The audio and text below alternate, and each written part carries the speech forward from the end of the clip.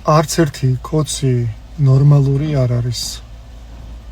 ყველას აქვს ფსიქიკური პრობლემა, ზოგი უფრო ძიმე ფორმებს განიცდის, ზოგს უკვე დაგვიანებული აქვს ისედაც და კორნალობას არ დაექვემდებარება და ერთადერთი ხელჩასაჭირი რაც გააჩნიათ რომ საზოგადოება შეცდომაში შეიყვანონ ეს არის ეროვნულ სარწმუნოებრივი მოტივები.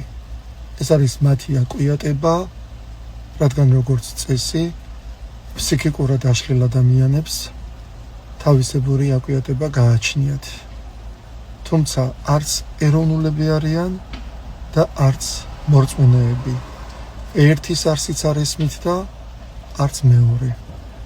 უბრალოდ დრო გაყავთ და ადამიანებსაც ამით ატყუებთ.